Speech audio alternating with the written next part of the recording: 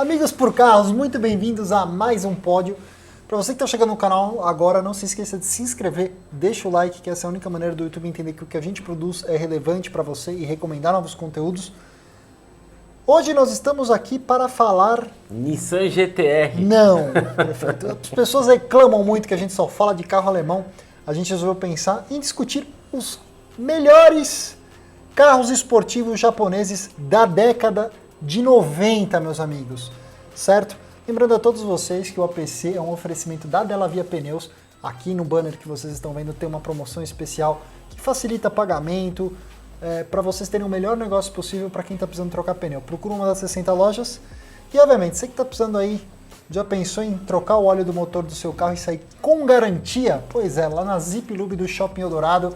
Quando vocês chegarem lá, falem que vieram pelo Amigos por Carros, que vocês vão ter 10% de desconto ou o último óleo da sua troca de óleo gratuito e podem sair com garantia no motor até a próxima troca de óleo, certo? Uhum. Mas vamos lá, prefeito. Eu separei alguns carros aqui da década de 90. Tá faltando um aqui, hein? Qual? Deixa no final pra falar. Então. Não, a realidade é o seguinte... Eu me preocuparia, só quero dizer isso, que não tá aqui. Ó, até fui confirmar, peraí, deixa eu ver o ano dele. Eu olhei aqui e falei... Ih! A realidade é o seguinte, a década de 90 foi uma década muito gloriosa para a indústria automobilística japonesa. Porque... Não é só japonesa. A europeia foi sensacional, a americana foi sensacional. Foi a época, acho que mais romântica, acho que foi o ápice do romantismo automotivo. Porque eu tava... Cara, só um comentário, mas... Eu tava olhando, a gente gravando uns vídeos assim, tava olhando algumas coisas tipo Euro 4, Euro 3, quando saiu a Stradale e veio o Euro 4. Aí, tipo, acabou carro barulhento. Por isso você não vê aqueles carros como se tinha aqueles barulhos antigos, que era absurdo.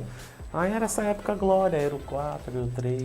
Exato, mas a ideia aqui, pra gente parar com essa baboseira de eu criar uma lista e o prefeito fazer um contraponto completo, a gente vai citar alguns carros e no final a gente vai falar, na nossa opinião, qual que foi o esportivo da década de 90. O primeiro carro que eu separei aqui pra gente falar, o famoso 3000 GT VR4 ou GTO, um carro que veio para o Brasil, certo? Fabricação da Mitsubishi, lançado no começo da década de 90, em 1991, certo? Era um carro que foi muito doido para a época, porque ele foi, acho que assim, o carro que mais trouxe novas tecnologias embarcadas nessa indústria japonesa, tá? Então você tinha tração integral, que aí viria depois com mais calma. A Nissan sempre fez um trabalho muito bacana, mas ele tinha tração integral, 4 rodas esterçantes, aerodinâmica ativa, controle de volume do escape, suspensão com controle eletrônico. Ou seja, era um carro cheio de tecnologia para a época. Quando você falou rodas esterçantes, eu acho que era só no estacionamento, em baixas velocidades. Exato. Porque a eficiência, hoje a ideia dos carros de alta performance, as rodas viram para um lado quando você está até 30 40, por hora. 50 e depois elas viram juntas. E depois elas viram juntas para melhorar a estabilidade. Essa época era mais para não manobrar, né? Agora eu tava no Mitsubishi GT, eu falei, cara, tinha um carro que compartilhava. Qual que era? Eu fui buscar agora. Exatamente. Dodge Stealth RT. Porque usa a mesma plataforma, tá tentando lembrar, achei agora. Sim, também tivemos o Stealth aqui no Brasil, mas a história é o seguinte, é um motor 3.0 V6 biturbo, certo? Na versão japonesa, chamada de GTO 280 cavalos, devido àquele acordo de cavalheiros que vigorava na época, que limitava as potências de todos os esportivos japoneses a 280 cavalos, ou 300 cavalos fora do Japão, para 42 kg de torque, tá? Isso. O grande facelift do carro veio em 1995, que é quando ele perde inclusive os faróis escamoteáveis, uma marca registrada do começo dos anos 90. E a partir de 1994, o 3000 GT também passa a ter a opção de um câmbio manual de 6 marchas. 0 a 100 para a época, feito em 4,8 segundos, era uma coisa muito agressiva. Eu andei nesse carro muito forte. A questão dele tinha um problema gravíssimo. Muito pesado. Exatamente. E o que hoje parece um peso normal, na época era um mastodonte. O 3000 GT, para um esportivo, ele pesava 1.700 quilos. Cara, tinha peso de uma murciélago, é tipo isso. É bizarro você parar pra pensar nisso, né? Num carro que era... Para esse motor V6 ter um peso de uma Lamborghini V12, você tá muito louco, sabe? Era absurdo. Você tem razão, prefeito. E o próximo carro que eu resolvi trazer aqui para nós é que, se por um lado o GTO era um mastodonte, um paquiderminho, a fineza, a delicadeza e a sofisticação de um carro peso leve vieram da Mazda com o RX-7, com seu motor rotativo 1.3 biturbo. Foi o primeiro carro japonês a utilizar a tecnologia de turbinas sequenciais. A grande vantagem do RX-7 é Ele era um carro extremamente pequeno e leve. Dentre as variadas versões que ele teve, ele pesou entre 1.250 e 1.340 quilos, ou seja, é leve, velho. A gente chegou a gravar um Drops de miniatura Nossa na época Senhora. sobre, e eu falava algumas versões, agora eu não vou lembrar de cabeça, mas vale a pena ver. O problema do motor rotativo, ó, eu não andei no RX-7, mas andei no RX-8. Aquele carro era simplesmente um tanque de gasolina, 1 litro de óleo. Esse é o grande problema você do tem motor razão. rotativo, né? Mas a ideia da eficiência era legalzinho o carro. O desgaste dos Leve. componentes internos e a poluição do motor rotativo são complexas. É isso que fez esse projeto ser descartado. Carro Dominic Toretto. Exatamente, no Velozes e Furiosos 1, tá? Mas a vantagem é que ele era um motor que rendia muito bem. Para o 1.3 biturbo, ele rendia entre 256 cavalos para 30 kg de torque. E nas versões mais agressivas, 280 cavalos para 32 kg de torque. As versões com câmbio manual de 5 marchas. O peso tração dele, traseira. comparando, é quase meia tonelada mais leve que o 3000 GT, que absurdo. Sim, e nos Gran Turismos eu adorava andar com o R7 justamente porque ele era um carro leve. E não há contrassenso, não há tecnologia que bata um carro com peso mais leve na hora da tocada. Um outro carro que merece ser destacado aqui nessa lista, que não poderia ser diferente, um carro lendário, mágico, é o Toyota Supra. Oh, não fala O bobagem. problema do Supra, originalmente, desculpa, o carro originalmente é uma droga. Não, Ele- não é. Pera, deixa eu concluir o Leviano. raciocínio. Deixa eu concluir o raciocínio. É a mesma coisa dos Nissans GTRs antigos. Ele só fica brilhante quando você prepara ele. Não, não é. É sim, o Supra original é uma droga. Quando Não você é. marcha, vira. Quando você modifica, fica um carro brilhante, sensacional. Não, aquela leviandade do prefeito não permite É a verdade. adequar. É o seguinte, As pessoas não gostam de ouvir a verdade. o esse é o Suprão problema. nasceu como um carro GT, motorzão dianteiro, tração traseira, assim como o RX-7. Debaixo do capô, o 2JZ 3.0, 6 cilindros em linha, que é a versão que nos interessa, com potências que original variavam dos 280 cavalos ali para o acordo japonês até 320 nos últimos anos, lá no começo dos anos 2000. Tá? Questão é o seguinte, amigão, 0 a 100 em 4,6 segundos. Peso na casa dos 1.550 quilos. Ele era bem o meio do caminho ali. Ele era um pouquinho mais pesado do que um RX-7, mas mais potente, mais veloz do que o RX-7, tá? E, obviamente, o Supra marcou a história. É que o Supra teve um motor, o aspirado teve um motor turbo, né? Não, na verdade você tinha um motor que era o 3.0, 6 tinha? cilindros em O linha, aspirado aspirado. motor turbo.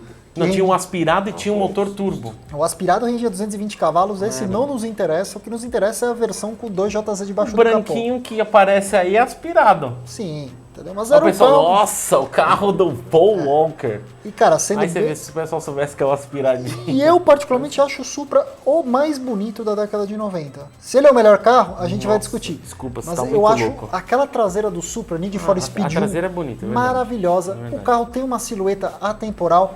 Bons tempos em que antes de Velozes e Furiosos 1 você comprava um Supra por 35 mil reais. Sabe por quê? Porque ninguém queria. Porque Eu o carro quis. originalmente é uma droga. Eu queria muito. Ele só era da hora se você mexia muito. Aí fica um carro sensacional. está exagerando. É verdade, Cole. Eu andei no... vou dar um abraço aqui. pra Renê, década um de abraço 90, pra você lá pô. do Motor Grid. Andei com ele uma época, tava com 1000. Ridículo, só tracionava depois da 4ª marcha. Insano o barulho animal, mas é da hora daquele jeito do dele. Originalmente é uma droga. Não, perfeito. O Você GTR tem que botar em consideração. Esse é o primeiro GTR original animal. Sem mexer. Perfeito. Porque Você tem você que olha botar... no R32, R33, cara. Você desculpa, é tem uma que droga. botar em contexto 1993, amigão. Desculpa, Eu a tua sei, Ferrari cara. 348, ele era uma jaca. Mas é uma porcaria, isso eu tenho consciência. Mas pra época era legal. Não era legal, era uma porcaria. Da hora é a 355. Aqui, tudo que tava errado de design... A única coisa legal no 348 é a portinha da testa roça, que tem aquelas garras. Joga tudo no lixo. De volta ao mundo JDM. 355 é da hora. Depois- É 355 toma pau do Supra no filme? É, exatamente. Ferrari, pau. Também mexido até a tampa, né? E aí, um outro carro que eu gostaria de citar aqui, obviamente, que foi o Nissan GT-R da década de 90, a geração R33. É o carro também do Veloz, é da Léria. Não, da Léria Não, é o do Silvio. Leon. É, o Leon. No primeiro, o amarelinho. Da Léria era um Silvio. Mas né? a história é o seguinte, debaixo do capô nós também temos um motor Eu biturbo gosto desse 6 em linha, mas de verdade, aí a gente tem que tirar uma palmatória, a engenharia por trás do R33, ela é Subdimensionado. muito mais sofisticada do que de qualquer, do que dos outros que a gente citou até o momento aqui, tá? O O RB26 é um motor um pouco diferente do 2JZ. A pegada dele, ele consegue ser um motor biturbo, mas com uma característica bem de aspiradão, girador pra caramba, tá? Ele é o carro que tem uma presença de turbo lag mais notável da geração, tá? E é um carro que, na época, tração integral, mas acho que, se não me engano, é o primeiro sistema de tração integral que é sob demanda, ou seja, o carro é naturalmente uma versão tração traseira. Quando ele precisa de tração, ele aciona o eixo dianteiro, tá? E por ser um carro que era, tipo, tudo isso, 280 cavalos na versão no acordo japonês, a gente sabe que tanta potência do Supra, de todos os carros aqui, ela é mentirosa, era declarada no papel. A gente sabe que esses carros vinham todos com mais de 320, 330 cavalos na configuração original. Mesmo assim, eram carros que muito restritos, porque, de novo, originalmente era ruim. Quando era preparado, era sensacional. Os Nismos dos GTRs, que isso, cara? Que Prefeito, isso? é o que eu falo. Sensacional. É a época, e vamos ser sinceros, a Nissan conseguiu empacotar no R33 uma coisa muito interessante, porque é um carro tração integral, com motor 6 Eu em acho linha carro biturbo, bonito. e ele pesava menos do que o Supra, cerca de 1.500, 1.530 quilos, Eu achava tá? esse carro lindo, sempre achei ele bonito, o R33. Então, assim, eram 280 cavalos na configuração mais standard possível para 38 kg de torque, tá? Só que, assim, é um carro que foi uma continuidade do que foi o R32. Eles reforçaram o câmbio, os sincronizadores de marcha e tal, apararam as arestas e lançaram o R33. Ele acabou sendo o menos conhecido de todos, tá?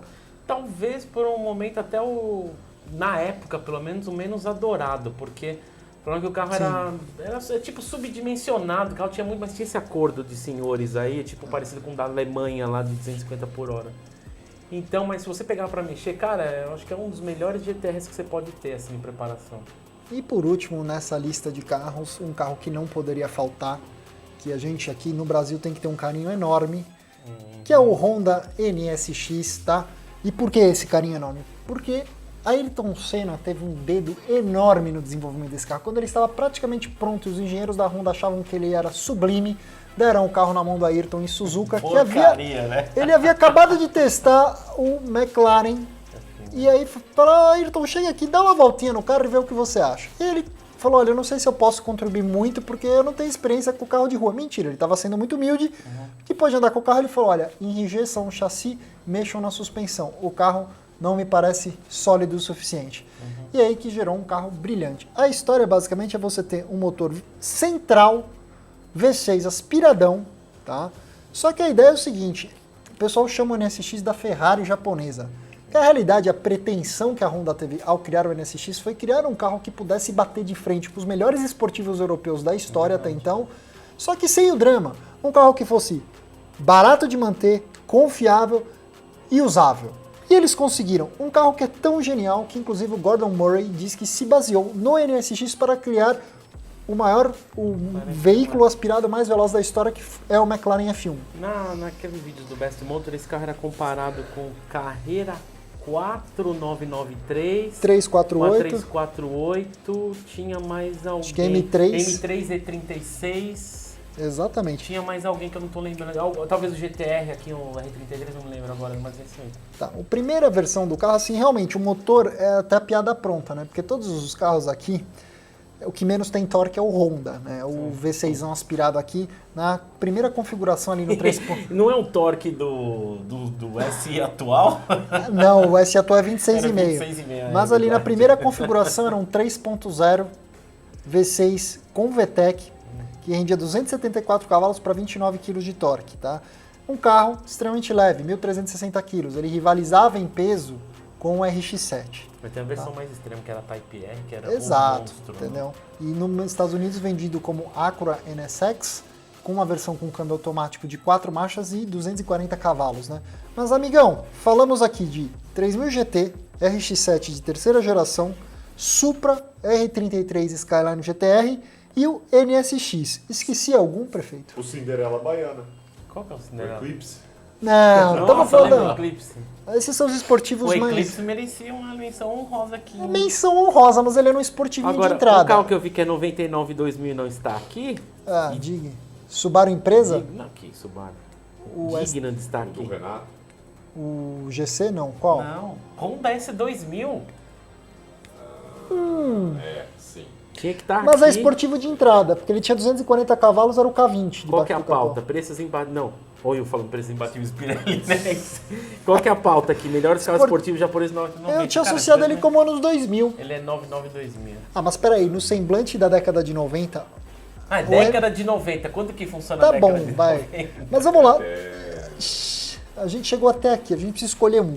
Se você tivesse que falar o esportivo japonês da década de 90, Cara, qual que seria? não tenho o que pensar. O melhor de todos é o NSX. De longe o melhor. Eu colocaria o Supra, mas por uma questão pessoal. Como engenharia, o R33 é um produto mais Tá, sofisticado. tudo bem, tudo bem, tudo bem. Ok, concordo. Tá bom, terceiro colocado. RX-7.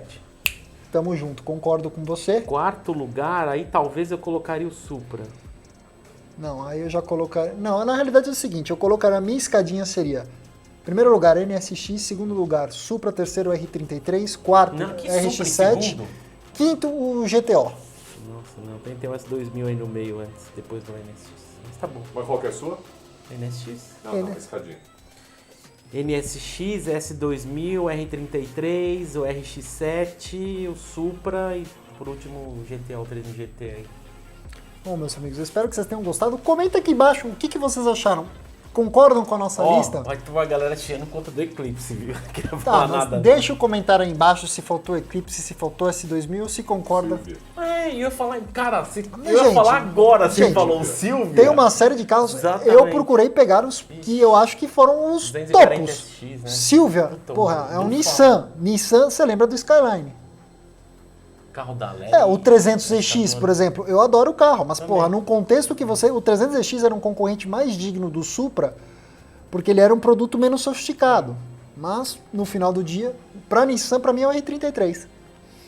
Tá bom, meus amigos, você chegou aqui no canal, agora não se esqueça de se inscrever, curtir o conteúdo, deixa o like, que essa é a única maneira que nós temos de continuar sendo notificados para vocês de coisas novas que nós fazemos aqui, vocês não perderem as novidades do canal, certo? E bom, já que vocês curtem pódio, nessa tela final vocês podem ver o último que nós fizemos. Que eu não lembro qual que foi, mas você tem que clicar que você vai adorar. Aquele das corridas era bom. E tá pegando tração, viu? Começou a dar uma andada ali os pódios.